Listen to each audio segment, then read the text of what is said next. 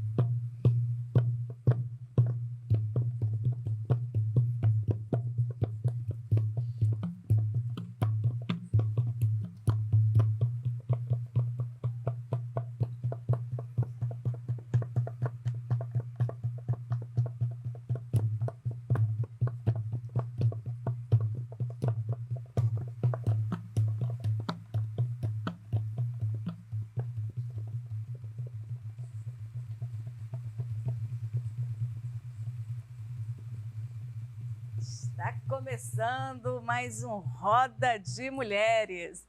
Sejam bem-vindos, sejam bem-vindas. E no programa de hoje vamos falar sobre o direito ao aborto. E para esta conversa, convidamos a historiadora e integrante do Fórum Cearense de Mulheres, Tainara Araújo, a educadora e pesquisadora Kalina Gondim e a bailarina argentina Nath Guerreiro, que abrilhantou aqui a nossa abertura do programa com a delicadeza da sua performance, né? Belíssimo, maravilhoso, que está acompanhada aqui pelo Tércio, né? Muito obrigada pela presença de todos vocês. Eu vou começar essa nossa conversa fazendo uma provocação para vocês, certo? A nossa Constituição, ela é laica, né? Ou seja, é neutra, não tem que ter nenhuma intervenção religiosa aí, né? Mas o que acontece na prática não é bem assim, né? A criminalização do aborto é um bom exemplo disso. Eu gostaria de saber de vocês, como é que se faz para furar essa bolha e ampliar esse debate? Bem, primeiramente, quero agradecer a oportunidade e quero parabenizar o programa de trazer essa temática tão importante como é a temática do aborto. Lana, eu acredito que os desafios são muitos, porque essa questão do aborto, do direito ao aborto, é algo muito complexo, né? É uma questão que tem um cunho econômico, político, legal, religioso, psicológico, uma questão de saúde pública, né? Então, assim, é muito difícil furar essa bolha justamente por conta de todas essas questões que estão por trás do aborto, né? Eu acho assim que essa conjuntura que nós estamos agora, que é de pré-eleições, né, é uma conjuntura importantíssima para a gente trazer essas questões no centro do debate, né? No entanto, né, pelo que eu estou assistindo, né, que eu estou vendo, a maior parte dos presidenciáveis, eles ficam incomodados, né, em trazer essa questão do aborto. Há um incômodo, isso é visível em todos os candidatos, sejam de direita, de esquerda, candidatos do gênero masculino, feminino. Tem uns que a gente percebe que eles querem levar o assunto, né, de uma forma mais ampla, mas, ao mesmo tempo, eles recuam. E eu acredito que isso esteja acontecendo por conta de um capital eleitoral, porque o candidato... O medo de perder votos por Exatamente. conta da sua posição em relação a esse assunto, não é? Porque eu acredito que ele sabe que, se ele se colocar como pró-aborto ou contra o aborto, aquilo ali vai redundar em um voto ou em um não voto. Então, existem essas questões, existem as questões morais, religiosas, né? Mas eu acho que a gente tem que tentar, como você falou, furar a bolha e ampliar esse debate mesmo, né? Trazer pessoas qualificadas, pessoas que já passaram por uma situação de aborto, para que a gente possa pensar, porque o aborto ele acontece a todo momento aqui no nosso país, e a gente não pode fazer de conta que ele não existe. Não existe. Eu acho que uma das formas de furar a bolha, entrando nesse debate do Estado laico, é primeiro falar sobre isso, né? Reivindicar a laicidade do Estado. Reivindicar que ele não seja um Estado vinculado a uma determinada fé, mas que respeite todas as fés. E aí, reivindicar isso é reivindicar na legislação, né? Na forma da legislação e das políticas públicas. Então, reivindicar que a legislação brasileira e as políticas públicas voltadas principalmente para a saúde da mulher, nesse caso, não tem uma vinculação religiosa, não seja pautada por uma moral, no caso, uma moral cristã, né, que culpabiliza a questão do aborto. Então, acho que primeiro ver a pluralidade do nosso país e reivindicar uma democracia laica, né? Que seja apartada de uma religião ou de uma moral religiosa e seja voltado para o debate público, né? Eu acho que é isso, assim, reivindicar esse debate público. E eu acho que isso perpassa totalmente por educação, né? Primeiro, a gente tem que ter como espaços como esse de acesso à informação, né? Que se tenha a fala livre das pessoas para mostrar os dados, para mostrar o que está acontecendo no nosso país, em todo o mundo, né? O aborto existe, está aí, e mulheres estão morrendo, né? E deixando, inclusive, seus filhos órfãos por conta do aborto clandestino. Então, isso tem que estar em pauta, isso tem que estar no cotidiano do debate. E também nas escolas, né? Eu acho que não é falar de aborto nas escolas, mas é falar sobre educação sexual, né? Falar sobre reprodução, sobre educação sexual, para o quê? Para prevenir gravidez na adolescência, para prevenir ISTs, para proteger crianças, né? Crianças e adolescentes do estupro, de um aliciamento, do assédio. Eu acho que quando você fala disso de forma muito mais aberta e mais concisa, quando isso não é mais um tabu, né, na sociedade, quando isso é falado por todos, a gente consegue chegar a determinados consensos, né? Então, tudo que é tabu dá espaço para a negação de direitos. Então, acho que a gente tem que falar de determinados assuntos como esse, que é um assunto complicado, né, difícil e dolorido de ser falado, para conseguir que o debate público acesse e reivindique direitos, e, no caso, direitos pela vida das mulheres. Acho, né? que a pergunta já é até mal formulada, né? Porque você perguntar, você é contra ou a favor do aborto? Porque eu acho assim, quem é que é a favor do aborto?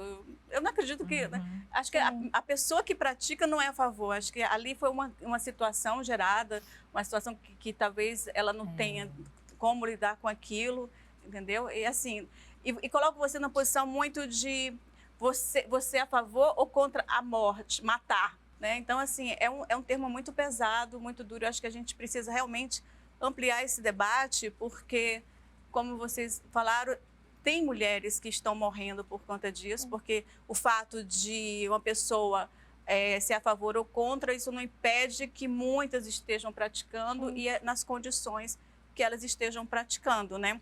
Você é uma ativista dessa causa, né? Não é isso? Sim, eu estou muito agradecida, gratidão pelo convite. Gratidão também a minha amiga Luana Florentino, que ela havia sido convidada e, bueno, deu bom acaso de eu estar hoje aqui.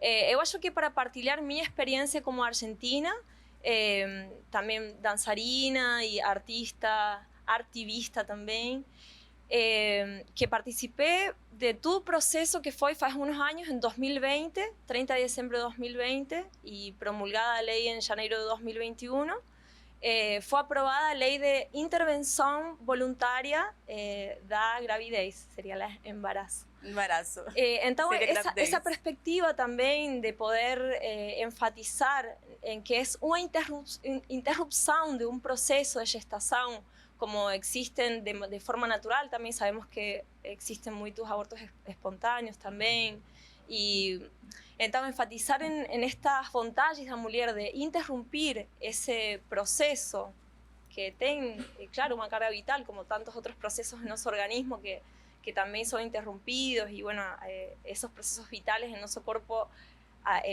acontecen en todo momento. Eu acho que eso es algo como un paradigma muy interesante de que fue abordado como fue abordado a promulgação da lei. Concordo muito com o que falaram as companheiras aqui convidadas para ser também, que sí, es muito puntual. La se puntualizó muito en 3 consignas, que era educación sexual para decidir, anticontraceptivos para não abortar e aborto legal para não morrer. Então, acho que são 3 grandes eixos em que se estruturou a lei, em que se estruturou o debate e como abordar a problemática, que é isso. A gente, claro que não é feliz, uma decisão muito forte abortar, decidir, decidir também para dar vida a outras funções vitales de nossas mulheres, outros projetos, também para maternar e para gestar outros processos vitales. Então, isso acho que é muito interessante essa maneira de abordar, que eu posso partilhar do processo lá. Que foi uma luta longa. Isso também, ressaltar que é uma luta e é um processo muito longo. Dolorido, né? Requer.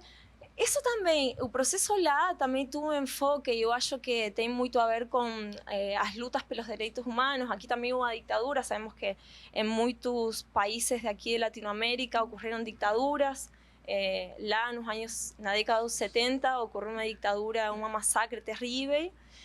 A diferença de muitos países, na Argentina tuvimos o privilégio de poder julgar a estos militares que torturaram pessoas, que violaram, que roubaram crianças, e se fez todo um juízo, e isto foi a partir também da militância e da insistência, persistência e a luta increíble das avós de Praça de Maio, que são um grupo de mães de pessoas desaparecidas que foram gestantes durante a ditadura, e elas davam volta alrededor de uma praça que é a Praça de Maio, lá em Buenos Aires, todos os jueves, todas as quintas, se manifestando silenciosamente, y claro que durante años con lenços brancos en la cabeza, para que seus filhos aparecessem, para ter notícias de seus netos. E uma luta que foi incansável até 30 anos depois poder chegar a ter juízos. Eu presenciei um momento desse na Argentina. Sim, eu fico assim um pouco arrepiada. Você arrepia mesmo. E assim,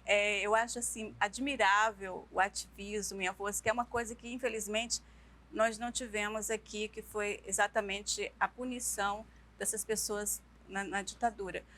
Mas enfim, essa luta também que teve agora, que a Argentina conseguiu a legalização, as mulheres foram protagonistas nisso, foram muito importantes nesse movimento, né? Sim, foi muito incrível, muito transformador. Acho que todas as mulheres e diversas identidades que acompanhamos e vivemos e corporizamos a luta, foi algo que acho que transformou nossas vidas.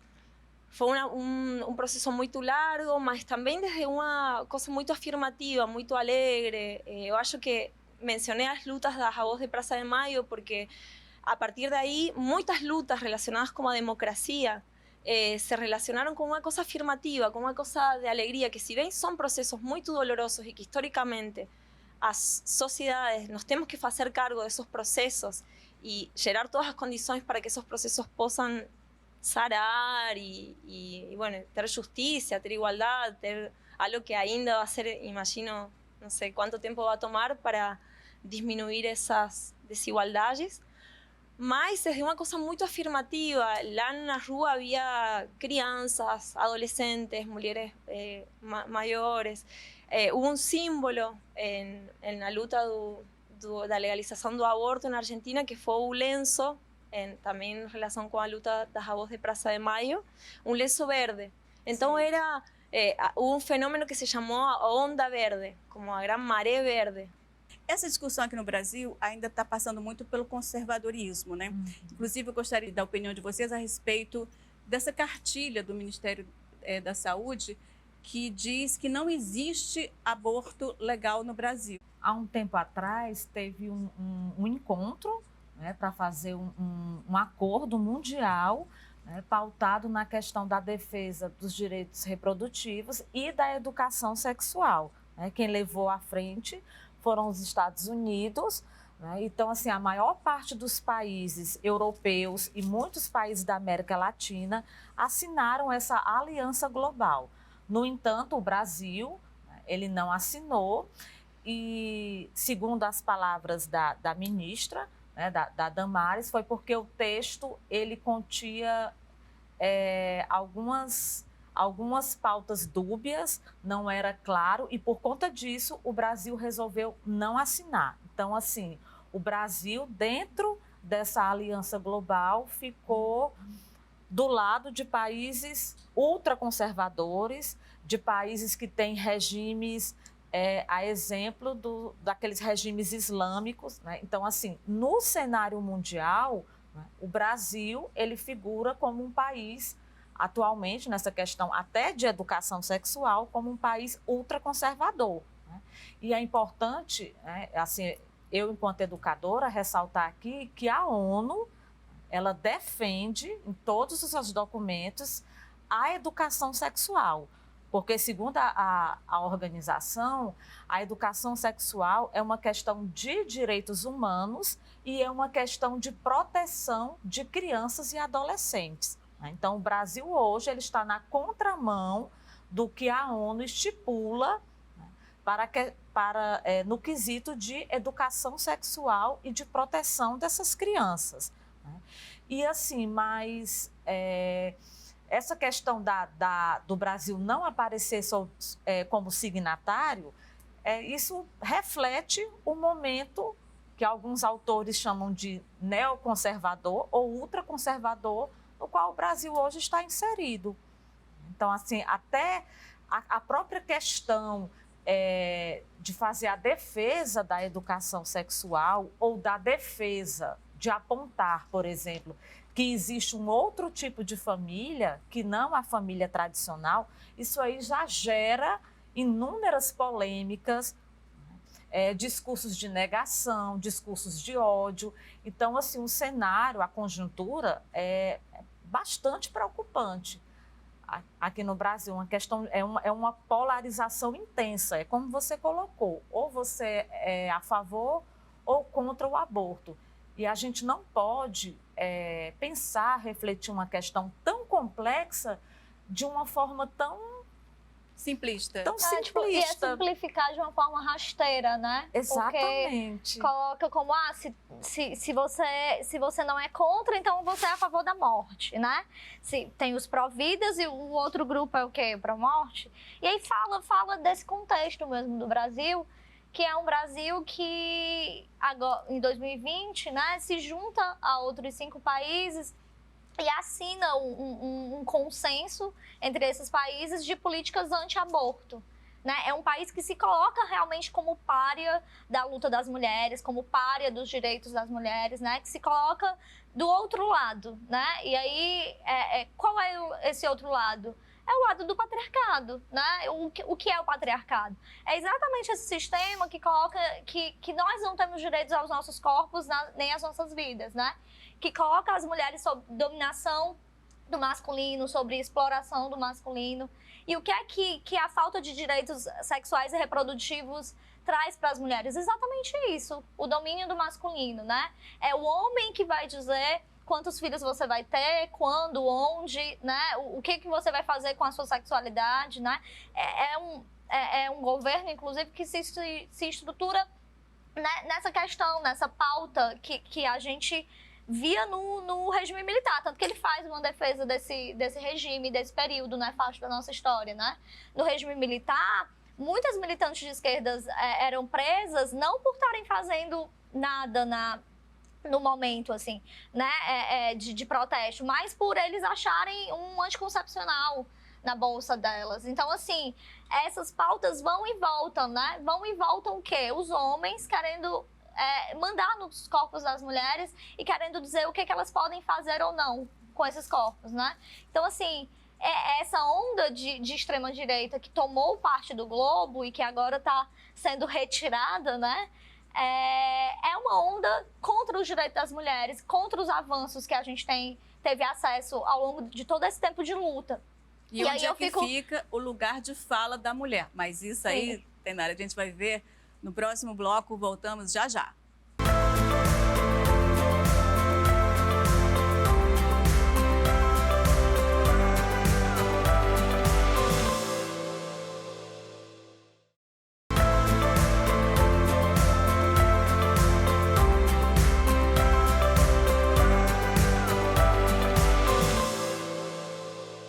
Estamos de volta com Roda de Mulheres falando sobre o direito ao aborto. E vamos iniciar este bloco com o depoimento da professora Zuleide Queiroz, integrante da Frente Mulheres do Cariri. É o lugar de fala.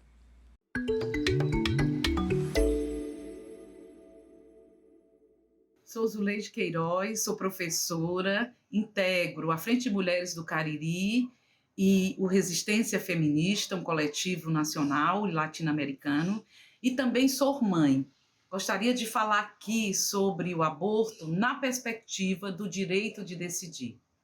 No Brasil, hoje, há mais de 80 anos, a gente tem a construção e a legalização na perspectiva de que o aborto seja feito pelo Sistema Único de Saúde em caso de gravidez decorrente de estupro, risco de vida da gestante ou anencefalia. E aí nós queremos dizer e fazer aqui a denúncia de que, nesse momento, as mulheres têm precisado buscar, às vezes, na justiça, esse direito que já é garantido e, muitas vezes, se deslocar quilômetros da sua casa para isso. Então, nós queremos aqui já denunciar essa situação, que mesmo com o direito, as mulheres têm dificuldade de alcançar esse direito. Mas eu gostaria de falar sobre o direito de decidir, porque quando nós estamos falando de gravidez e de aborto, nós estamos falando da adolescência. E quem são elas? No Brasil, 15.000,3 óbitos são registrados a cada 1.000 nascidos vivos de mães até 19 anos. Isso significa que a gente precisa pensar que o aborto no Brasil está se dando em função da falta de condições das crianças e de suas famílias. E aí a gente precisa falar do papel do Estado, do papel da escola, do direito à orientação sexual e o direito ao brincar, que é a infância e a adolescência. As crianças sem pais também. Hoje, dados recentes mostram que em 2021, 53,9 mil crianças não tiveram pai reconhecido no seu registro de nascimento, a sua certidão. Então, como essa mãe é convocada a ter essa criança, mesmo adolescente, mas quem vai cuidar dela? Quem vai ser o responsável por ela? Não só o pai, mas também as políticas públicas. Então, você deve perguntar, o que é que nós queremos enquanto movimento de mulheres? Apoiar essas mulheres no direito de decidir. Porque essas mulheres, em sua maioria, são pobres e a sua maioria ainda negras. E são essas que são retiradas do direito à escola, o direito ao trabalho e agora, mais do que nunca, o direito de decidir sobre seus corpos. Então, nós estamos aqui para fazer a defesa das mulheres pelo direito de decidir. É isso. Uma fala muito importante com questões assim pertinentes, né? Isso me fez lembrar, aquela falando da questão do direito, me fez lembrar daqueles 2 casos recentes daquela criança de 11 anos, né? Que passou por todo aquele constrangimento para tentar fazer um aborto que era de direito, né? Então, assim, infelizmente, ainda estamos passando por processos como esses. Agora, ela falou também de uma outra coisa, que é um aborto que ninguém fala, que é o aborto paternal, né? Que é o aborto, que eu acho que ainda é mais cruel, que ainda é mais terrível, porque ele mata a criança em vida, né? Quer dizer, uma criança que cresce sem o pai, sem o apoio, sem o aconchego. Então, assim, por que não se questiona também, né? Vamos colocar tudo isso no caldeirão. O que é que vocês pensam sobre isso? Eu acho assim que a fala da professora Zuleide, ela vai assim naquela perspectiva que todo fenômeno que a gente vai estudar, a gente sempre tem que ter esse olhar de gênero e de classe. Então, assim, a mulher, ela é responsabilizada isoladamente pelo aborto. Isso é um traço muito forte do machismo. Mas, muitas vezes, essa mulher nem foi a primeira opção dela, o aborto. No entanto, ela se sentiu desencorajada para levar a maternidade adiante. O próprio parceiro pede que ela retire a criança. Então, nessa situação, sem ter outros meios, ela decide pelo aborto. Então, há essa questão do machismo, porque apenas a mulher ela é apontada. E que talvez a educação sexual pudesse resolver Exatamente. isso. Né? Talvez você, Sim. com uma boa educação sexual, você não chegaria ao aborto. Né? Mas tem também, Lana, um componente de classe social muito forte. Né? Você estava falando dessas duas adolescentes, né? Quase crianças ainda, que 11 anos. teve E toda outra tinha 10 anos.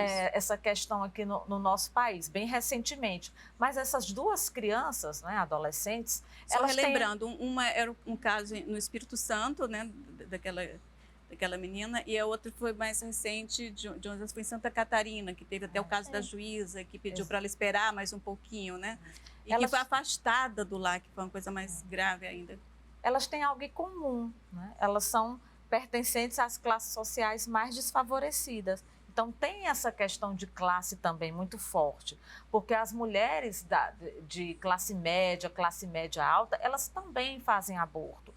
No entanto, elas têm acesso, elas têm plano de saúde, elas têm dinheiro para pagar em uma clínica particular. Então, assim, acontece de uma forma mais protegida, mais segura. Então, quem acaba colocando a sua própria vida em risco são essas mulheres que não têm condições, as mulheres mais empobrecidas. Né? Então, a gente vê que essa questão do aborto ela se torna-se uma questão mais premente, né? mais problemática, dentro de um círculo vicioso, sabe? É de pobreza, é de analfabetismo, é de miséria, né? Então, assim, essa gravidez, assim, indesejada, e toda essa questão está dentro desse cenário maior, né? E também na fala da professora Zuleide, que a gente não pode deixar de falar, é a questão do Estado. O Estado, ele tem esse olhar punitivo, né? De colocar que é ilegal, mas, no entanto, não há proteção para essa gestante e nem para os seus filhos. Né? E tem uma questão moralista muito forte. A gente estava falando aqui há pouco tempo de um meme que tem uma senhora com uma bandeira. Com a bandeira não ao aborto, né? Ela sendo entrevistada. Aí, na mesma hora, chega uma criancinha de rua com a mão estendida, pedindo esmola, e ela olha para a criança e diz assim, não, você já nasceu. Né? Então, assim, não importa em que condições aquelas crianças vão viver. Né? Se aquela mãe decidir pela gestação, se são crianças que vão ter acesso à saúde pública, à educação de qualidade, uma educação intrafamiliar saudável, não importa. O importante é criminalizar essa mulher, né? Dar um discurso moralizante e não debater de forma honesta essa questão do aborto. Né? Eu acho que outro ponto também que ela traz à tona, e que eu acho que é uma questão que o movimento feminista traz muito à tona, né? Em si, é de que o debate do aborto tem que sair da área do crime, tanto que a gente luta pela descriminalização e pela legalização do aborto, e tem que entrar na área da discussão de saúde pública, porque é um problema de saúde pública, né? E aí passa por tudo isso que a companheira falou, de que é um problema que tem uma classe, que tem um gênero e que tem uma cor no Brasil, né? Quem são as mulheres que morrem vítimas de abortos clandestinos, né? Então, primeiro eu falar disso, assim, o que é que mata? É o aborto ou é a clandestinidade dele, a ilegalidade dele? A gente entende que é a ilegalidade dele e a clandestinidade dele, porque aborto é um procedimento de saúde simples a ser feito. Né? Por que essas mulheres estão morrendo? Porque elas estão fazendo o aborto sozinhas, elas estão fazendo em clínicas clandestinas, né, insalubres. Então, o que mata não é o aborto, o que mata é a clandestinidade, né? O que mata é a ilegalidade. Quem são essas mulheres, inclusive, que estão ou morrendo ou sendo presas? São mulheres pobres, são mulheres que não têm acesso a advogado, ou não têm acesso a uma clínica melhor e mais discreta, né? São mulheres que já têm filhos e que vivem numa situação muito complicada, ainda mais num momento como esse, né, de crise ambiental, de pandemia, de desemprego, de miséria, de aumento da miséria, né? As mulheres são as chefes desses lares que estão mais empobrecidos. Então, são essas mulheres que decidem não ter mais um, porque já tem vários para cuidar e não se tem condição. E aí são essas mulheres que estão sendo mortas ou presas. E isso é uma questão do Estado, né? Estão sendo mortas por conta da criminalização do Estado, que as coloca numa posição de que tem que ir para a ilegalidade, para coisas clandestinas, né, que não dão acesso a uma saúde de qualidade para elas, e estão sendo encarceradas também pelo Estado, né? Então, vira um debate de que mas por que vida é que você está lutando? Porque eu estou lutando pela vida de mulheres que cuidam dos seus filhos, mulheres que têm trabalhos, mulheres que querem a autonomia do seu corpo, o direito ao seu corpo, e mulheres que têm direito de viver, né? E que o Estado tem que dar direito à vida dessas mulheres. E eu luto também, lembrando inclusive uma reflexão da Simone de Beauvoir, para que os direitos já adquiridos com tanto esforço, né, de todo um movimento, de tantas décadas de luta, não seja revogado a toque de caixa por um governo. Ela fala... Sem discussão, né? Sem discussão. Ela fala, assim, numa das suas falas mais emblemáticas, que basta uma crise econômica, política, internacional, para que os direitos das mulheres sejam revogados, que nunca nada está posto para sempre, que a gente tem que sempre se manter alerta, né, e lutando. Teve uma fala agora do ministro do STF, e porque eu não estou lembrando muito qual deles, né? Desculpa aí o lapso, mas ele falou exatamente isso. Ele falou que se o aborto fosse uma questão dos homens, não seria problema. Já seria coisa resolvida. No caixa eletrônico, então, você conseguiria as pílulas e faria, né? Como é em relação a mulheres, como é em relação a minorias sociais, mesmo o Brasil sendo mais povoado por mulheres, é tudo extremamente burocratizado até para os casos legais, né? A gente está num momento em que a gente, infelizmente, não está como a Argentina, que conseguiu para todo mundo de todas as formas. A gente está num momento em que a gente está tentando não retroceder nos 3 casos que a gente já tem. Manter o que já tem, Manter o que já tem, né? E essas novas portarias que estão sendo lançadas pelo Ministério da Saúde estão cotidianamente querendo tirar direitos. E a gente tá nessa luta, a gente não consegue avançar, a gente está lutando só para não perder. Por exemplo, essa última agora, que a gente conseguiu tirar algumas coisas, né? Mas que permaneceu algo que judicializa a questão do aborto que já é legalizado, que é o quê? Em casos de estupro, agora a mulher vai ter que provar, né, que foi estuprada, vai virar um processo legal, o médico vai ter que quebrar o sigilo médico-paciente e vai ter que contar da situação para um policial e vai ter que dar dados dessa mulher e exames dela. Então, assim, é uma quebra de sigilo, uma quebra de acordo. Não só isso, porque tudo isso demanda tempo. Demanda tempo. E daqui que ela consiga essa autorização, ela já passou do período que é legal a abortagem. Então, assim, é para tirar realmente esse direito, né? É uma forma de retirada desse direito. É isso.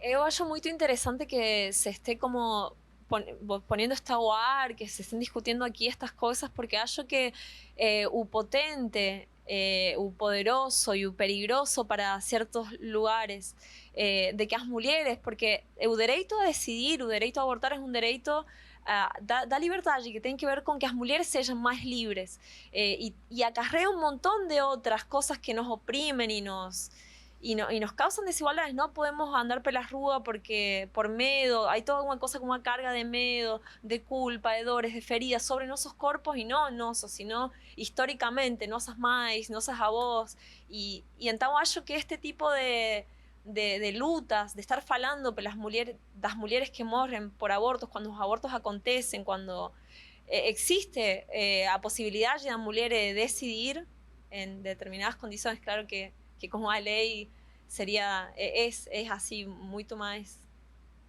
potente. Es peligroso que las mujeres tengan derecho a ser libres porque crean cuerpos que son diferentes, cuerpos que van en contra de esto, del patriarcado, do que oprime, do que mantém ainda todas estas desigualdades.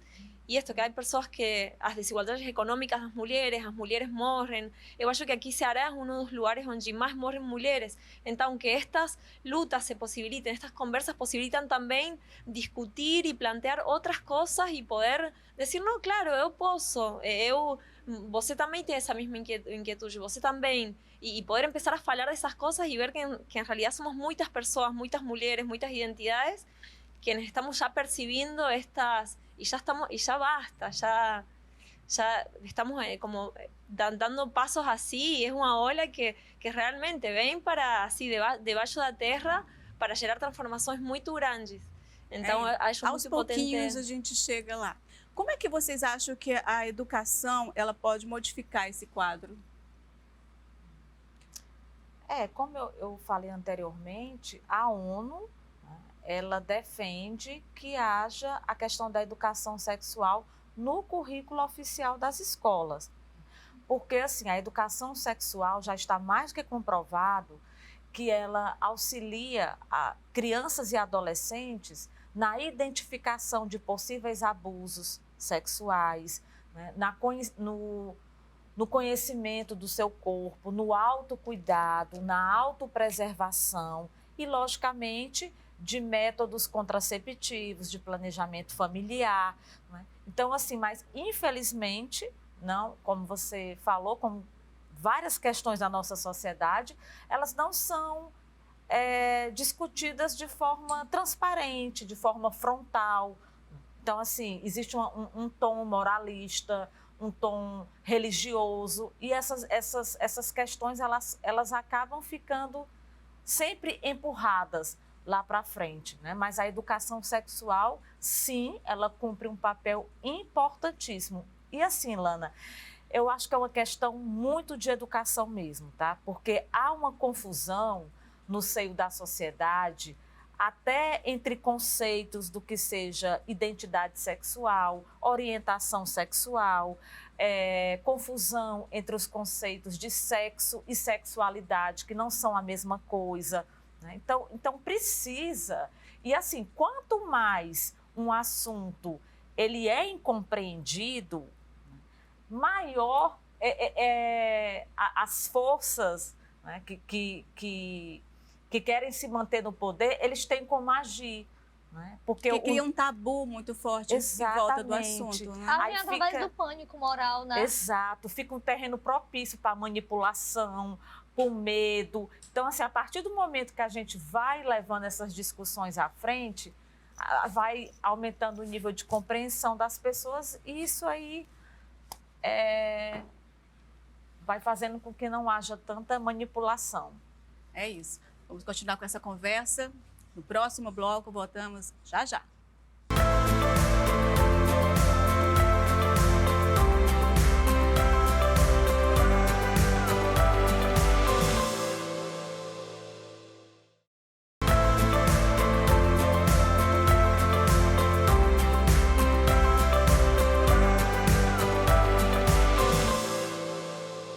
Estamos de volta nessa roda de conversa super necessária sobre o direito ao aborto. E a prática legal do aborto, ela já é reconhecida em 6 países da América do Sul.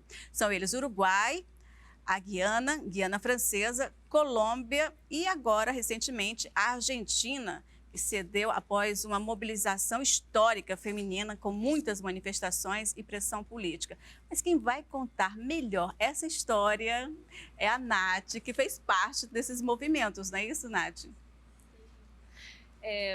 Sí, foi isso, um processo muito longo e muito cheio de aprendizagens, de replantear muitas coisas, de replantearnos cómo discutir, cómo botar a cosa na rua, cómo falar, cómo nominar, qué demandas también había que incluir, todos los feminismos, porque sabemos que hay mucha diversidad y eso es también rico de los feminismos, confluyeron para entender que era una lucha urgente, que había muchas mujeres que estaban muriendo. En Argentina acontecen alrededor de 500.000 abortos por año, en una población de 45 millones de personas. Aquí es casi, acho que 4 veces más. Entonces imagina un número. Y es un número que tampoco se conocía, entonces se hicieron muchos trabajos en muchas áreas de educación, de salud, equipos técnicos, advogadas. No seu caso, você tem um grupo de dança. Como é que foi esse movimento? E eu sou dançarina, nesse momento eu era estudante, além, eu sou dançarina, sou educadora também. Y yo anteriormente también había participado de procesos de militancia, dando oficinas, haciendo promoción de derechos en los bairros, trabajando con mujeres, trabajando con organizaciones de camponeses en los barrios, en fin. Y en 2018, a campanha pela legalização do aborto lá na Argentina se crea a partir de o Encontro de Mulheres, que é um encontro que se realiza faz quase 40 anos, onde confluem mulheres de todo o país para definir quais são as coisas, as problemáticas, os interesses, para poder também um encontro para conversar, oficinas, são uns encontros maravilhosos. E se crea a campanha pelo direito a decidir, campanha pela legalização do aborto, e a partir daí se começam a fazer muitas ações que em 2018 tomaram uma força a partir de uma coisa que foi assim quase um hecho performático, que foi isto que eu contei dos lenços, que é este símbolo que empezó como a minar toda a população. Havia de repente pessoas de todas as gerações que começaram a usar na rua esse lenço, esse símbolo, que além de representar a luta pelo aborto, representaba muchas otras demandas, muchas otras cuestiones, muchas afirmaciones do hecho de que somos mujeres y identidades femeninas, bueno, etcétera, que estamos aquí dándonos a oír, estamos aquí nos mostrando na rua, nos mostrando no ámbito público, nas salas de aula, nas universidades, nas escolas, enfim, Nós temos uns trechos desse movimento, né? Vamos ver? Aí?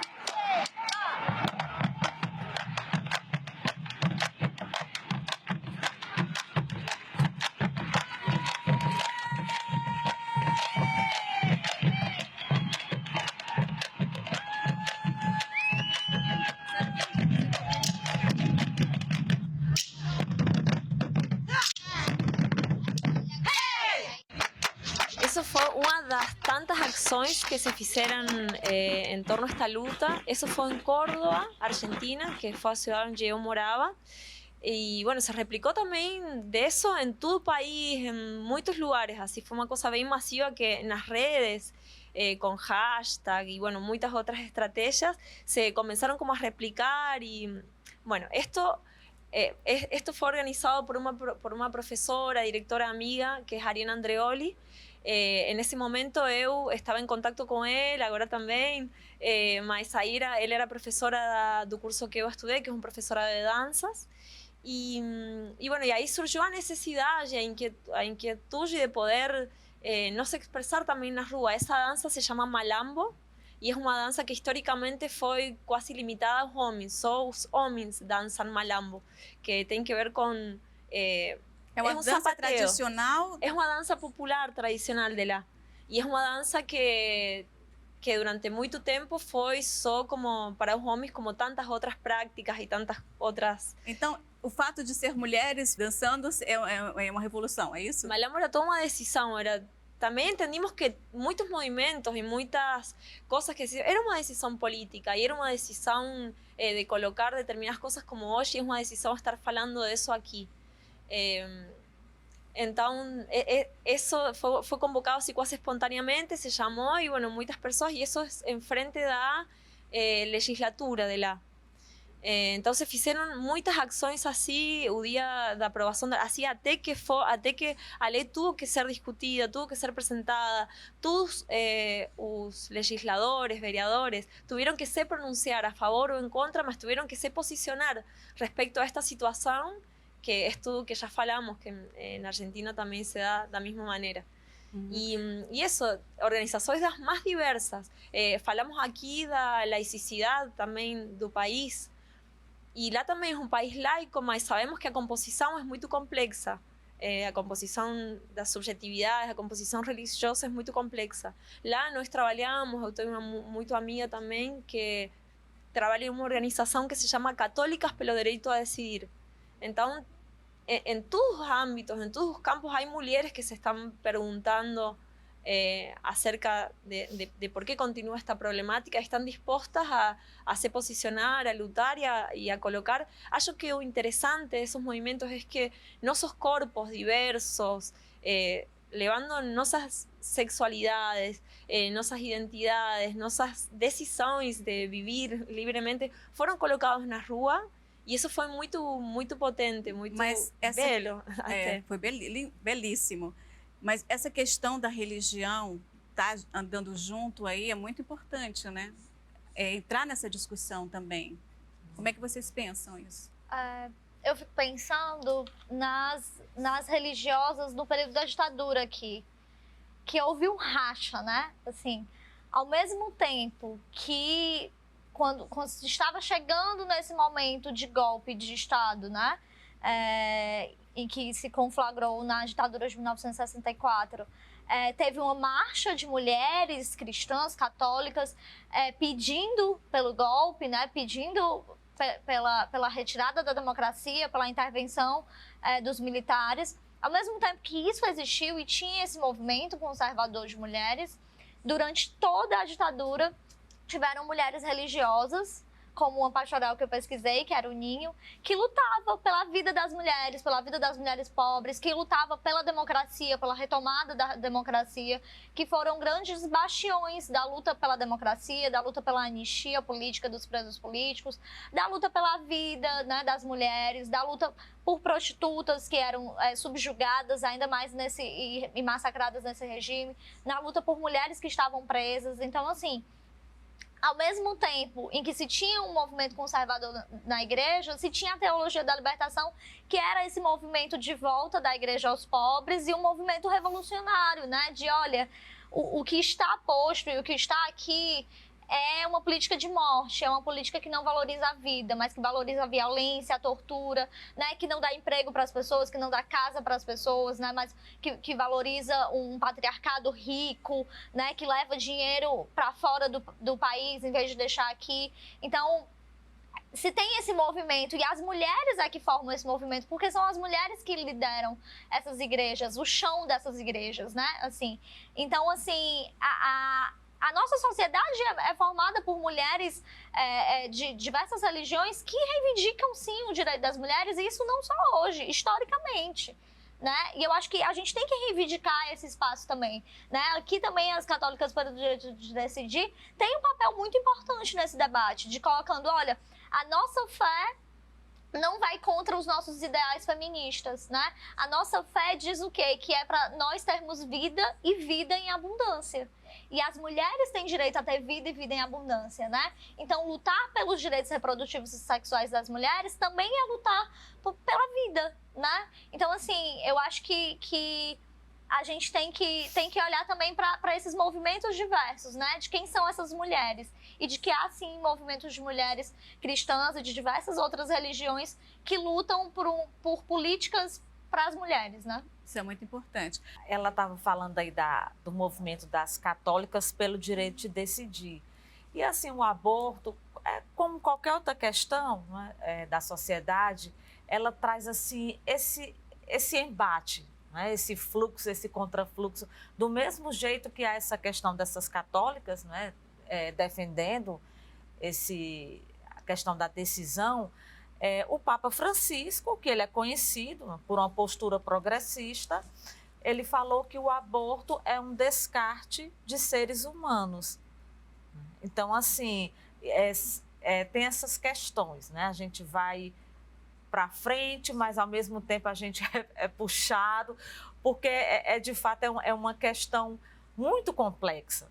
E a estrutura das igrejas, sejam elas católicas ou evangélicas, é extremamente machista, né? É como a nossa política também, é controlada pelos homens, né?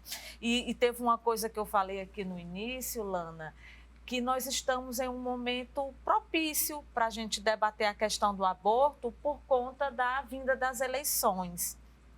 E domingo, eu estava em casa e eu estava assistindo uma entrevista da Simone Tebet, né, que é candidata a presidente. E ela disse que o Brasil está passando por uma onda muito conservadora e que ela vê com muita né, de uma forma muito contundente, que não há espaço para se trabalhar essa questão do aborto. Então, assim, o Lula, ele fez um pronunciamento em abril desse ano, que ele apenas defendeu numa entrevista que o aborto ele existe e que deveria ser visto como uma questão de saúde pública. Aí, por conta desse pronunciamento dele, ele foi interpretado como um candidato pró-aborto. Aí, depois, ele precisou fazer outras reportagens, outros pronunciamentos para dizer, né, e é interessante que trouxe bem assim na manchete, eu sou contra o aborto. Assim como a Simone Tebet, ela coloca, né, de uma forma explícita, eu sou contra o aborto. É porque é uma situação, exatamente, você falou, estamos no período eleitoral, então é um assunto muito delicado, porque traz uma carga moral muito forte, né? Você falar de aborto é como se você estivesse falando de crime, de pecado, de assassinato, e não tem ninguém querendo aliar o seu nome a esses, né? Mas eu acho que é o debate, é a conversa, a gente vai conseguindo abrir os horizontes e pensar e ver que se a gente ficar vendo pelo viés religioso, a gente não vai continuar nesse passo. A gente tem que entender que esse é uma questão de saúde pública. Como eu falei antes, tem mulheres morrendo, e não é uma, duas. Muitas mulheres estão morrendo por causa disso. Porque o fato de eu ser contra o aborto, isso não vai fazer com que milhares de mulheres estejam praticando o aborto, né? Não é o fato de criminalizar que está impedindo essas mulheres. Então, o que está acontecendo com a criminalização é que essas mulheres estão procurando formas insalubres, estão procurando formas que estão tirando a vida delas, né? E aí, como eu falei também antes, essas mulheres têm filhos e esses filhos estão ficando à mercê. Então, assim, é um debate que a gente apenas está iniciando aqui. Nosso tempinho já está acabando, né? A gente pensa que não, mas passa rapidinho. Mas antes de terminar, eu gostaria que a Nath falasse um pouquinho do trabalho dela. Você está aqui há 6 meses, não é isso, Nath? Estou aquí faz 6 meses. Sí, aquí en realidad estoy morando en Cariri, en Crato. Estoy haciendo una residencia artística en un lugar que se llama Ongi Beatos, que bueno, es un lugar que fue creado por Dani de Yagi. Gratísima también por o acolhimento dela e de muitas outras pessoas em Cariri, aqui também. E estou fazendo uma residência artística lá, já contei que sou dançarina, educadora, também atriz. Então eu vim aqui também para conhecer um pouco a cultura de aqui, para poder ampliar também meus trabalhos, minhas redes, poder trabalhar também minhas pesquisas aqui. Então agora sim me relacionando com algumas algunos movimentos que están assim na mesma. Meu trabalho lá na Argentina tinha a ver também com a dança, tinha muito a ver também com o ativismo, poderíamos dizer. Nós fizemos um trabalho relacionado com a luta do aborto, com uma companhia que se chama Indómita Dança Orquesta. Y bueno, un saludo a todos ellos, gratidão ahí a ellos. Y ahí entramos en un proceso de poder corporizar muchos roles, arquetipos que nos estamos percibiendo en ese momento da sociedade. Então, en cena entran corporalidades que tienen a ver con, bueno, que veíamos a jovens nas ruas, as pessoas que se resistían, pessoas de diferentes clases sociais, enfim, e poder também dançar e nós fazer um processo com as próprias feridas. Também nos basamos muito em uma obra de Silvia Federici, y ahí tentamos como danzar estas bruxas que fueron quemados, estos modos de vida que fueron quemados en la Idade Média, para depois uma vida do capitalismo e dar assim como um extermínio a um modo de vida que em realidade é o que está em jogo, eu acho. Modos de vida, decisões, liberdade. Isso eu acho que está em jogo quando falamos do aborto. Sim. Então, através da arte, nós tentamos trazer esse incômodo, essa provocação, com essas poéticas corporais. Maravilha. E por aí A arte vai meu revoluciona. Eu quero te parabenizar pela sua arte, belíssima. E você está num lugar maravilhoso, né? Porque o Cariri é um celeiro. Quero agradecer a sua presença também. Kalina, Tainara, vocês foram muito importantes nesse debate, nessa conversa. Muito obrigada aqui pela participação de vocês, tá bom? A gente vai encerrando por aqui, mas na próxima semana estaremos de volta. Até lá.